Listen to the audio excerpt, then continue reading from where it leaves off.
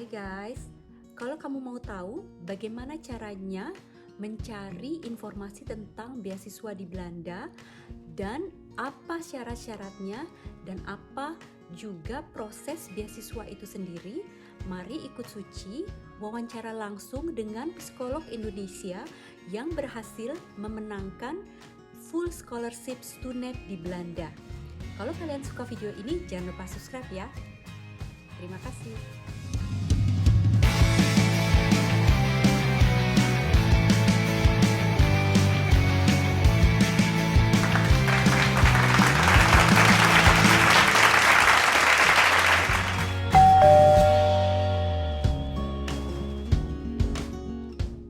Hai guys, terima kasih sekali untuk mengunjungi vlog Suci. Pada hari ini kita ada tamu khusus. Ini Mas Toto. Mas Toto adalah kakak Suci dulu zaman-zamannya Suci kuliah di Jepang. Oke. Mas Toto dulu pernah kuliah di Belanda, scholarship. Jadi kita mau belajar dari Mas Toto bagaimana rasanya kuliah sendirian di Belanda jauh dari orang tua. Oke, yuk kita tanya-tanya sama Mas Toto.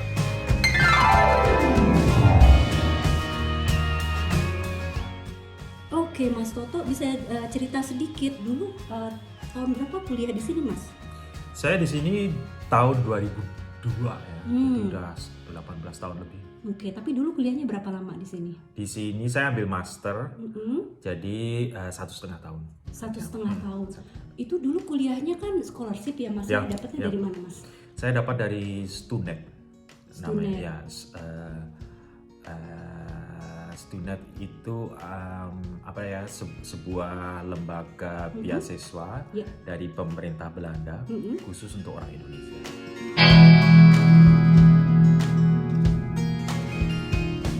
Oke, susah nggak Mas itu dapat scholarshipnya? Syarat-syaratnya apa aja? Syarat-syaratnya yang jelas Pada saat itu untuk Mas? Pada saat itu 2002 itu waktu itu sih syaratnya IP, jadi nilai kumulatifnya itu ya S1 ya Mas ya? S1 ya S1 waktu itu IP-nya minimal 2,75. 2,75. Oh, saya berarti bisa dapat itu Mas? Bisa. Kamu kan cum laude. Terus 2,75. Terus kemudian waktu itu beasiswa ini kebetulan ditujukan khusus kepada mereka yang sudah bekerja. Jadi bukan fresh graduate, tetapi yang mereka yang sudah punya pengalaman di bidang sosial. Karena saya sekolahnya ngambil di Institute of Social Studies, International Institute of Social Studies. Itu bagian dari Erasmus University. Waktu itu beasiswa ini hanya khusus untuk orang-orang yang bekerja di NGO? Tidak. Sebenarnya bekerja di NGO atau di pemerintah, bahkan dosen waktu itu juga bisa.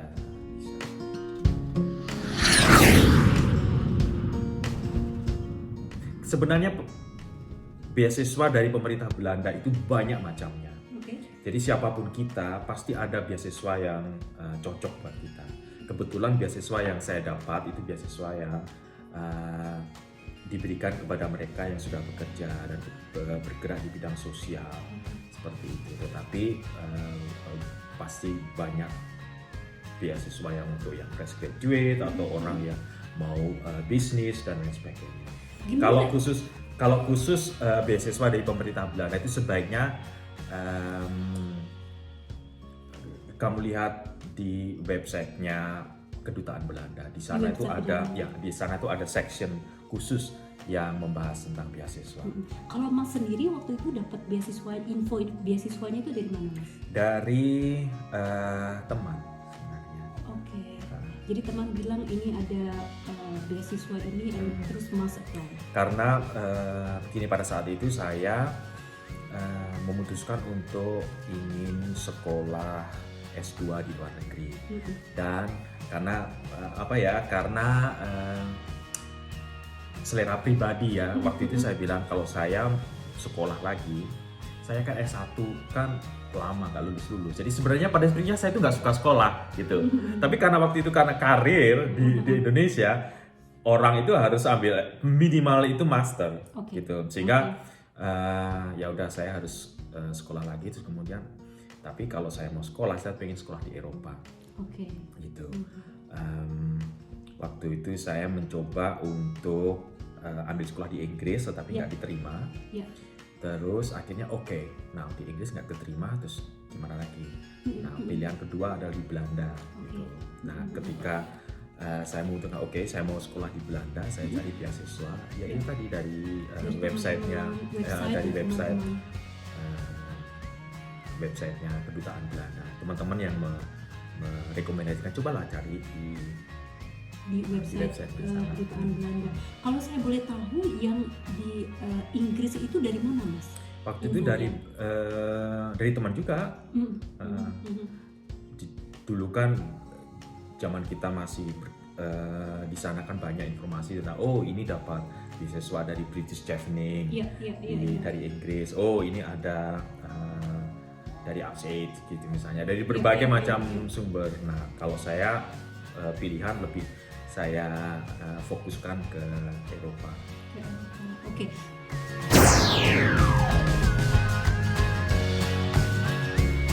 Prosesnya itu gimana, Mas? Susah nggak waktu itu?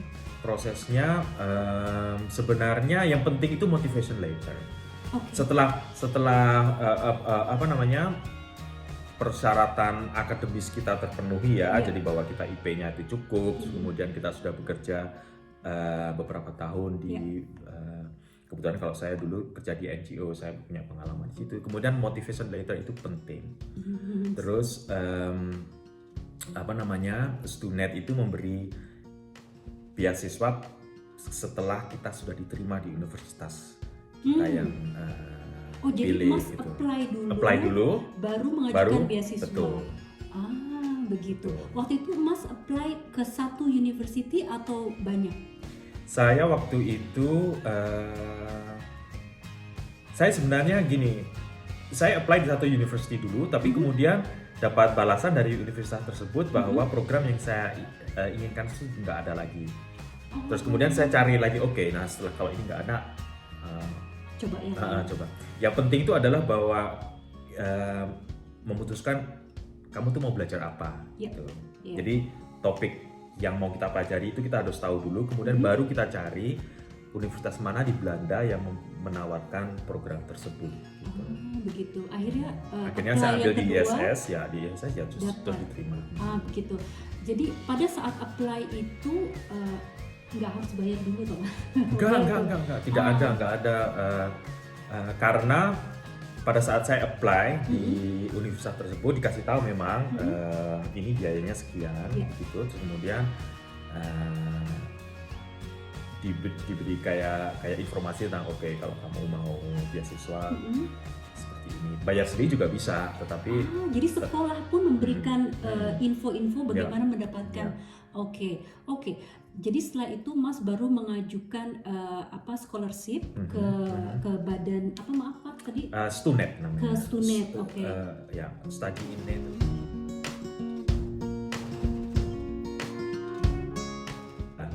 Di Netherlands. Seperti itu. Itu mereka ngasih beasiswanya bagaimana, Mas? 100% atau 100%? Juga termasuk biaya hidup? Biaya hidup juga, mereka kasih uang jajan untuk yang jelas mereka tuh kasih uang setiap bulan satu nilai gitu, satu bandel gitu, itu untuk biaya hidup sebenarnya.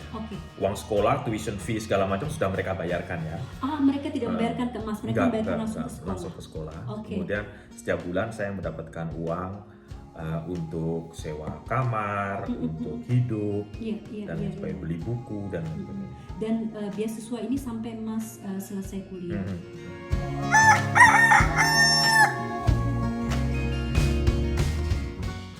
Saya waktu Mas datang ke sini itu kan itu apakah pertama kali Mas ke luar negeri, nggak kangen sama keluarga di Jogja? Saya sebelumnya sudah beberapa kali keluar negeri ya. Saya ketemu Suci kan juga di Jepang. Oh waktu iya. itu, sebelum kita kuliah. Iya, iya, iya. Terus tapi ini pertama kali saya benar-benar tinggal di luar negeri gitu.